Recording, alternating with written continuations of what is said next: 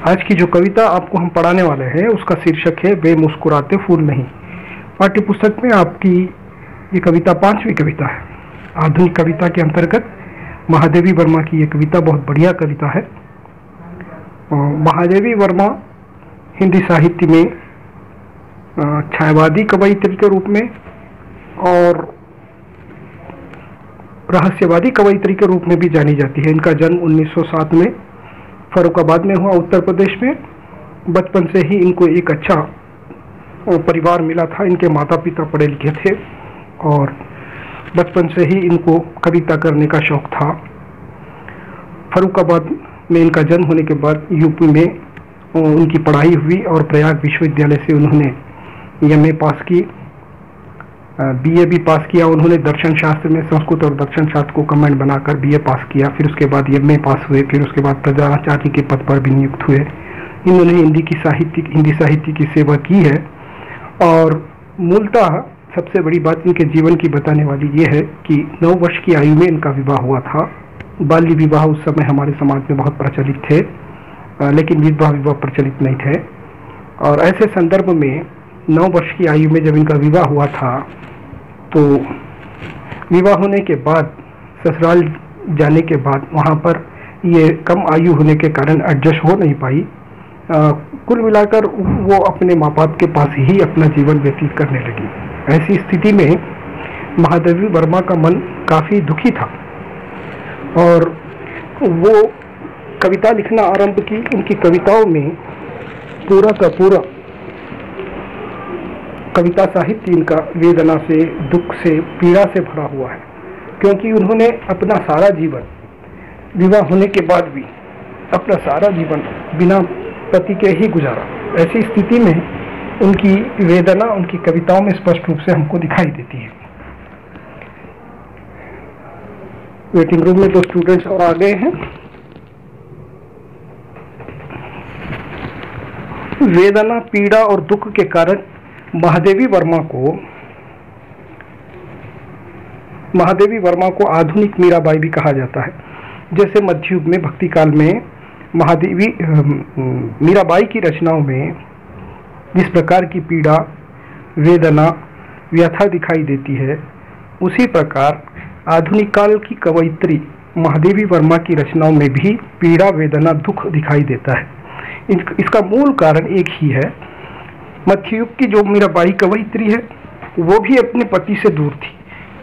ये और बात है कि मीराबाई के पति का देहांत हो गया था और देहांत होने के बाद उन्होंने अपना शेष जीवन अकेले ही बिताया था, क्योंकि उस समय विधवा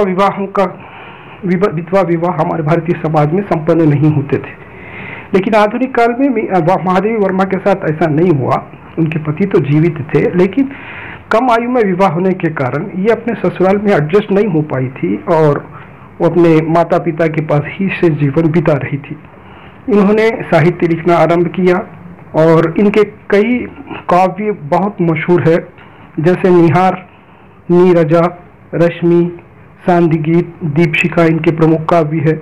अगर संस्मरण की हम बात करें तो शंखकला की कड़ियाँ, अतीत के चलचित्र, स्मृति की रेखाएं इनके बहुत फेमस संस्मरण माने जाते हैं।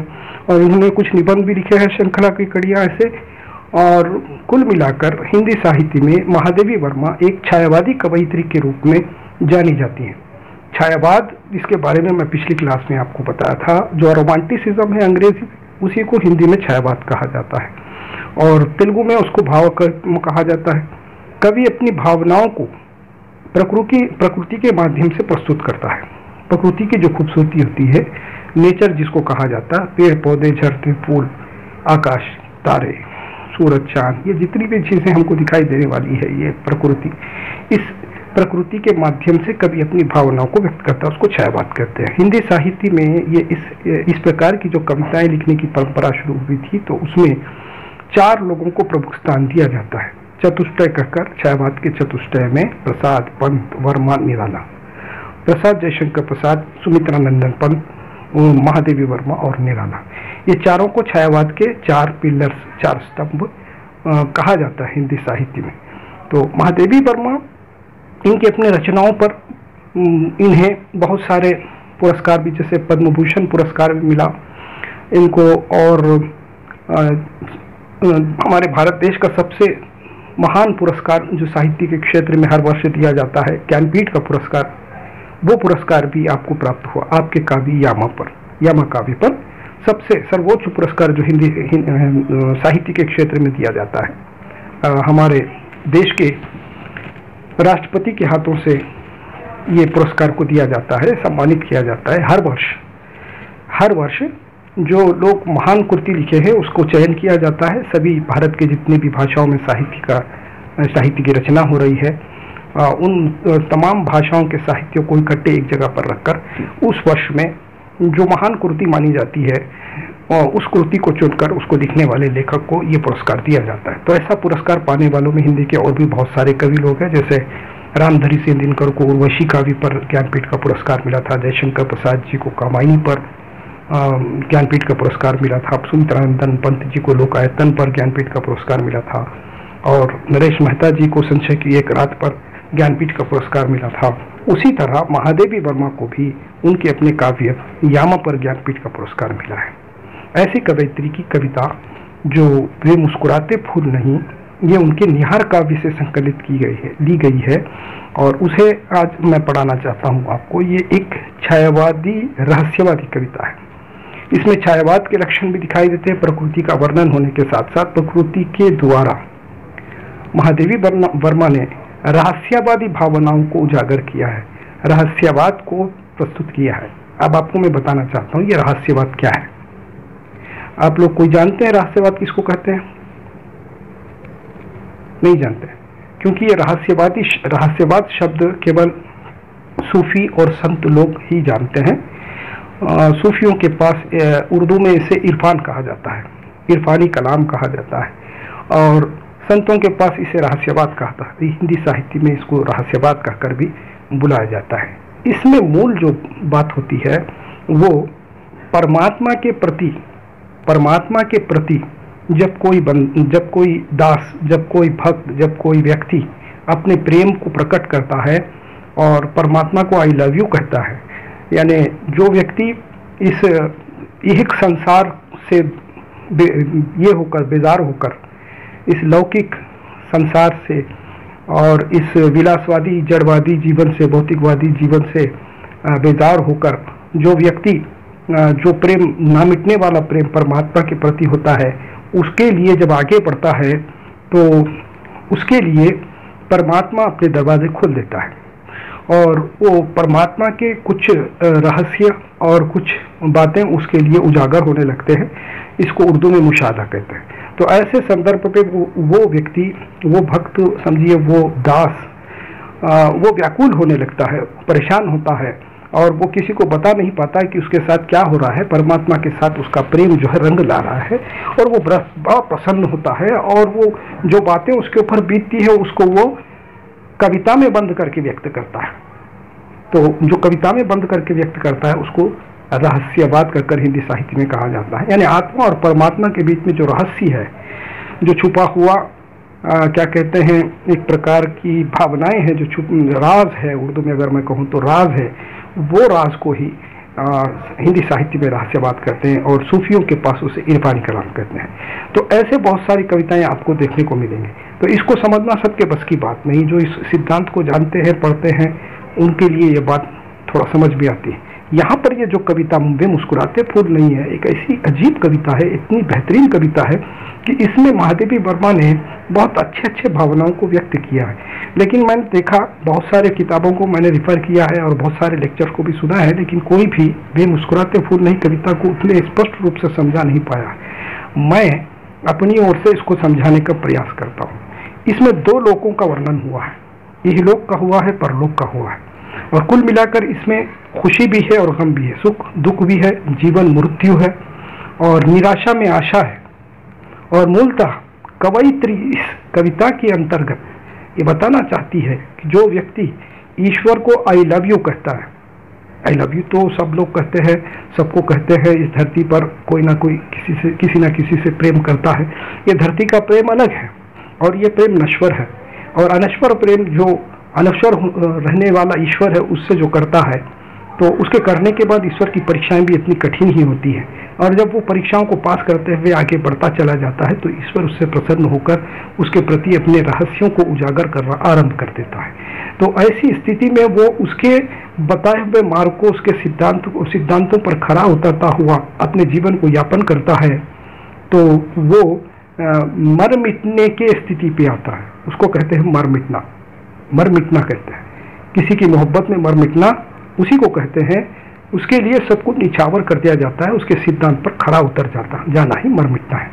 तो इस कविता के अंतर्गत महादेवी वर्मा इसी भावनाओं को व्यक्त करते हुए बताती है कि मुझे तुम पर मर मिटने का अधिकार है। जन्म का मेरा जन्म मैंने यहाँ पर लिया, तो मुझे तुम पर मर मिटने का अधिकार है। तुमसे प्रेम करने का मुझे पूरा हक है। कोई मुझे नहीं रोक सकता तुमसे प्रेम करने से। धरती पर किसी न किसी से प्रेम करने से कोई ना कोई रोक सकता है, लेकिन ईश्वर से अगर कोई प्रेम करना चाहता है तो इस धरती पे कोई किसी को रोक नहीं सकता है। दो लोगों का वर्णन करते हुए यहाँ पर इहलोक का, इस दुनिया का वर्णन करते हुए, फिर परलोक का भी वर्णन करते हुए यहाँ की स्थिति कैसी है और वहाँ की स्थिति कैसी है, और वो परलोक, स्वर्गलोक, अमरलोक किसको मिलता है और वहाँ की स्थिति क्या होती है, ये सारी बातें इस कविता के अंतर्गत बताने की कोशिश प्रकृति के माध्यम से महादेवी वर्मा ने की है। इसीलिए इस कविता को छायावादी और रहस्यवादी कविता कहते हैं। देखिए, मैं कविता आरंभ करना चाहता हूँ। अभी मैं आपको कविता शेयर किया था, एक बार और आपको शेयर करना चाहता हूँ कविता, ठीक है? आप लोग देख लीजिए अपनी स्क्रीन पर, अभी मैं शेयर कर रहा हूँ, ठीक है? ठीक है, तुम शेयर कर लो, मैं पढ़ना शुरू कर देता हूँ। आप लोग देखिए उस कविता को, वे मुस्कुराते फूल नहीं। एक बार पूरी कविता मैं पढ़ लूंगा आपको, उसके बाद चार पंक्तियों को समझाकर मैं आपको बताऊंगा। देखिए, वे मुस्कुराते फूल नहीं, वे मुस्कुराते फूल नहीं, वे मुस्कुराते फूल नहीं जिनको आता है मुरझाना। वे मुस्कुराते फूल नहीं जिनको आता है मुरझाना, वे तारों के दीप नहीं जिनको भाता है बुझ जाना। वे मुस्कुराते फूल, कामा है, देखिए आप वहां पर कामा बहुत माने रखता है यहाँ पर। वे मुस्कुराते फूल नहीं जिनको आता है मुरझाना, वे तारों के दीप नहीं जिनको भाता है बुझ जाना। वे नीलम के मेघ नहीं जिनको है घुल जाने की चाह, वह अनंत ऋतुराज नहीं जिसने देखी जाने की राह। वे सूने से नयन, वे सूने से नयन नहीं जिनमें बनते आंसू मोती, वे सूने से नयन नहीं जिनमें बनते आंसू मोती, वह प्राणों की सेज नहीं जिसमें बेसुध पीड़ा सोती। ऐसा तेरा लोक, ऐसा तेरा लोक, कैसा तेरा लोक, वेदना नहीं, नहीं जिसमें अवसाद, जलना जाना नहीं, नहीं जिसने जाना मिटने का स्वाद। देखिए, ऐसा तेरा लोक, वेदना नहीं, नहीं जिसमें अवसाद, जलना जाना नहीं, नहीं जिसने जाना मिटने का स्वाद। क्या अमरों का लोक मिलेगा तेरी करुणा का उपहार, क्या अमरों का लोक मिलेगा तेरी करुणा का उपहार। रहने दो, रहने दो हे देव, अरे मेरा मिटने का अधिकार। देखिए क्या मस्त अंदाज में कवयित्री मर मिटने की भावना को बता रही है। इसी को सूफीज़म में फना कहते हैं। देखिए, मैं पहले से आरंभ कर रहा हूँ कविता को, चार पंक्तियां आपको समझाना चाहता हूँ। सारे लोग मेरी आवाज़ सुन रहे हैं ना? सुन रहे हैं ना सारे लोग मेरी आवाज़? कोई एक राइट। कविता स्क्रीन पर मौजूद है, आप लोग देख लीजिए। वे मुस्कुराते फूल नहीं जिसको आता है मुरझाना। देखिए, फूल कली से फूल बनता है, और जब कली हंसती है, मुस्कुराती है, तो फूल बन जाती है। और जब तक वो मुरझाती नहीं है, वो ऐसा लगता है कि वो हंस रही है, मानो वो बहुत खुश है, वो बहुत प्रसन्न है, क्योंकि लोग उसको चाहते हैं, उसको पसंद करते हैं। वो खूबसूरत दिखाई देती है, मानो वो बहुत खुश है। लेकिन नहीं जिनको आता है मुरझाना, उसे मुरझाना नहीं आता है, फूल को मुरझाना नहीं आता है, और ना तो वो मुरझाना चाहती है। कोई दुनिया में एक स्त्री या एक औरत या एक मर्द ऐसा है जो खुशियों को छोड़कर दुखों को गले लगाना चाहता है? लगाना चाहता है? नहीं लगा। हंसी को छोड़कर रोना चाहता है? नहीं चाहता है। फूल भी नहीं चाहते हैं। फूल भी ये नहीं चाहते हैं कि वो मुरझाए, वो उनको मुरझाना नहीं आता है, ना तो पसंद है उनको मुरझाना, लेकिन नियति है, ये संसार का नियम है। जो हंसता है उसे रोना भी पड़ता है एक दिन, जो हंसता है उसे एक दिन रोना भी पड़ता है, क्योंकि हंसना और रोना, सुख और दुख, ये जीवन के दो जो है अनमोल चीज़ें हैं जो हर एक जीवन में जुड़े हुए हैं। ये बात बताते हुए लेखक बताते हैं, कवयित्री बताती है कि हर एक की जिंदगी में सुख और दुख, उतार और चढ़ाव जैसे लगे हुए हैं। सबको दुख भी आते हैं, सबको सुख भी आते हैं। जो आज मुस्कुराता है कल वो रोता है। ये फूलों के माध्यम से बताना चाहते हैं। जबकि रोना कोई नहीं चाहता है, लेकिन रोना पड़ता है। ये नियति है, ये सृष्टिकर्ता का नियम है, ये यहाँ का कानून है, इस दुनिया का कानून है, ये इहलोक का कानून है, ये नासूत का कानून है, ये मिट्टी के इस दुनिया का कानून है कि यहाँ पर लोग हंसते भी है और रोते भी है। वे तारों के दीप, तारे तो मालूम है आपको, रात में देखे होंगे आप, हर दिन आपको रात में तारे दिखाई देते हैं, जो आसमान में दिखाई देते हैं वो चमकते हैं, टिमटिमाते हैं। वे तारों के दीप नहीं जिनको भाता है बुझ जाना। वो तारे जो टिमटिमाते हैं, क्या उनको पसंद है बुझ जाना?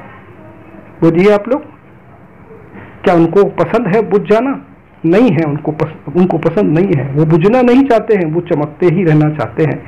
वो खूबसूरत दिखना चाहते हैं, सदा के लिए बहुत खूबसूरत चमकते रहना चाहते हैं आकाश में। लेकिन सृष्टि ने उनको ये परमिशन, ये इजाजत, ये अनुमति नहीं दी है। ये सृष्टि का नियम है, सृष्टिकर्ता का कानून है कि उन्हें सूर्य के आते ही बुझ जाना पड़ता है। यहाँ पर बताना चाहती है महादेवी वर्मा रहस्यवादी ढंग से कि कोई मरना नहीं चाहता है, कोई मरना नहीं चाहता है। हर एक व्यक्ति जीना चाहता है। बीमार होता है तो भी दवा दारू करता है। हमेशा के लिए वो मरना नहीं, जीना चाहता है। लेकिन क्या कोई यहाँ पर बिना मरे रह सकता है? ये नियति है, ये यहाँ का कानून है, उसका बनाया हुआ कानून है, सृष्टिकर्ता का बनाया हुआ कानून है। इस लोक का, इहलोक का, ये धरती लोक का कानून है कि जो हमेशा रहना चाहता है उसे एक दिन यहाँ पर मरना ही है। मरे बिना कोई रह नहीं सकता। नहीं जिनको भाता है बुझ जाना, भले ही मरना नहीं चाहते लेकिन मर जाते हैं। तारे भले ही बुझ जाना नहीं चाहते हैं लेकिन फिर भी बुझ जाते हैं। ये सृष्टि है, ये नियम है सृष्टि का, नियति है यहाँ की। वे नीलम के मेघ, यहाँ पर देखिए बहुत गूढ़ार्थ महादेवी वर्मा ने प्रस्तुत किया है, बहुत गूढ़ार्थ है यहाँ पर। वे नीलम के मेघ नहीं जिनको है घुल जाने की चाह। जो आकाश में मेघ आते हैं, बड़े सुंदर नीले नीले से दिखाई देते हैं, वो भी घुलना नहीं चाहते हैं, वो भी बरसना नहीं चाहते हैं, वो अपने आप रहना चाहते हैं, उसी तरह से रहना चाहते हैं। लेकिन फिर भी सृष्टिकर्ता का नियम है कि उन्हें घुलना ही पड़ता है, उन्हें बरसना ही पड़ता है, पानी को नीचे गिरना ही पड़ता है। पानी उसी तरह से रुक नहीं सकता, वो तो गिरेगा ही जरूर, उसको गिरना ही है। लेकिन उसी प्रकार यहाँ पर कवयित्री इसके द्वारा नियोक्ति अलंकार के द्वारा बताना चाहती है कि मनुष्य भी अकड़ कर रहता है, बहुत अकड़ता है और गर्व और हम करता है, लेकिन उसे एक दिन झुकना ही पड़ता है। उसकी अकड़ हमेशा रहने वाली नहीं है, उसका घमंड टूटेगा ही एक दिन। जिस तरह से बादल बरसते पानी नीचे गिर जाता है, हर मनुष्य की अकड़ भी टूट जाती है, उसका जो है सीना झुकना है और उसको एक दिन झुकना ही पड़ता है। वह अनंत ऋतुराज, देखिए ऋतुराज किसको कहते हैं? ऋतुराज किसको कहते हैं? ऋतुओं का राज। ऋतुओं का राज किसको कहते हैं? वो गाना आपको याद है, हम जब इंटर में थे वो गाना बहुत फेमस था, पतझड़ सावन वसंत बहार। देखिए 4 ऋतुओं का नाम यहाँ पर लिया गया है, पतझड़, सावन, वसंत, बहार। तो ये 4 ऋतुओं में जो वसंत ऋतु है ना, उसको ऋतुराज कहते हैं, ऋतुओं का बादशाह कहते हैं। ऋतुओं का बादशाह वो इसलिए कहते हैं कि वो ऋतु जो होता है एकदम हरा भरा होता है, फूलना फलना, चारों तरफ एकदम बहुत खुशहाली होती है, मानो एक प्रकार से हमारे जीवन में जैसे जवानी होती है, वो ऋतुओं में ऋतुराज जैसा होता है। तो मनुष्य के जीवन में भी इस प्रकार का जो 4 मौसम है, इस प्रकार की जो 4 मौसम है, 4 मौसमों में जवानी ऋतुराज जैसी होती है।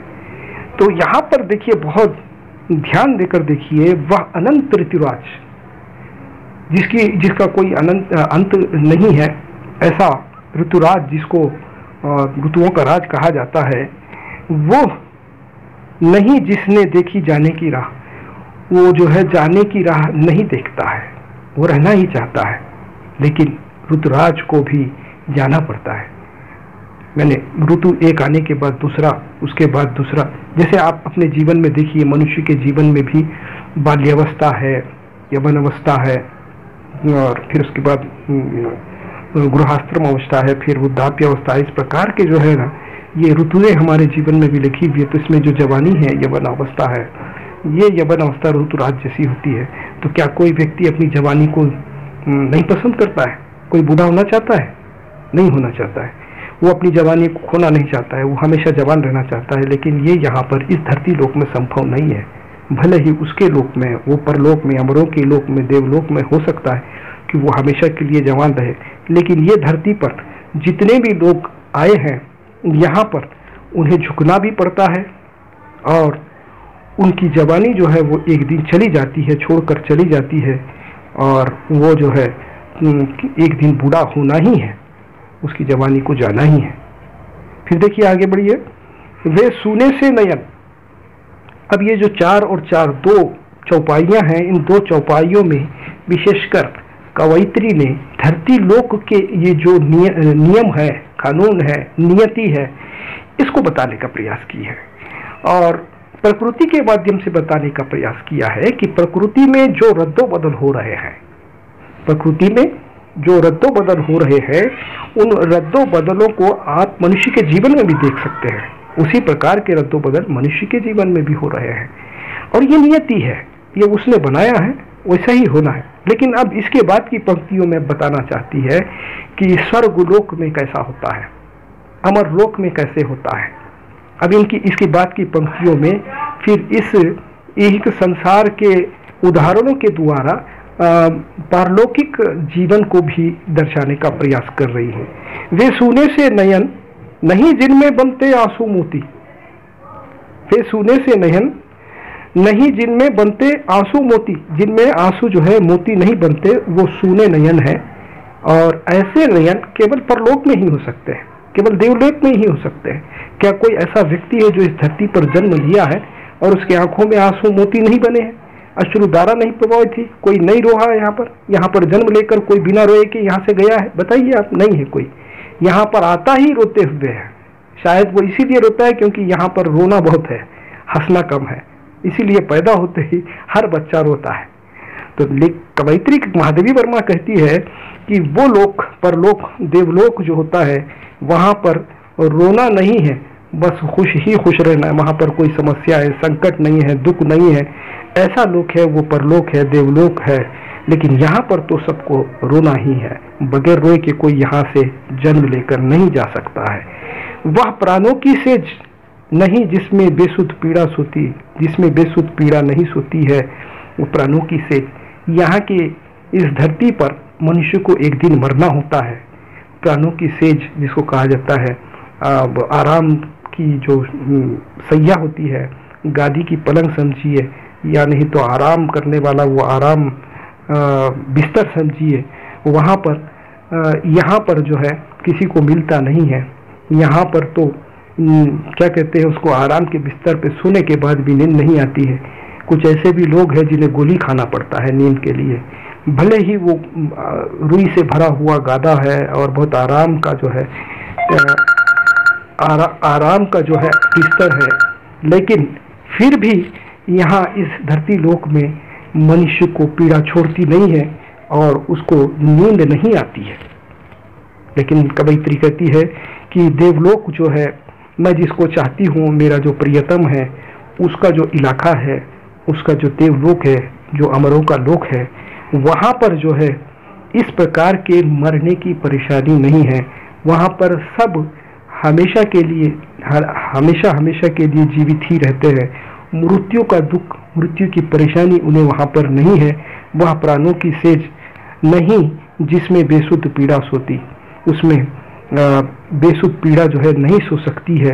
वो प्राणों का सेज, वो उसकी जो मृत्यु शैया है वो शैया उसको आराम ही आराम देती है, वहाँ पर कोई तकलीफ उसे नहीं होगी जो मेरे प्रियतम का लोक है।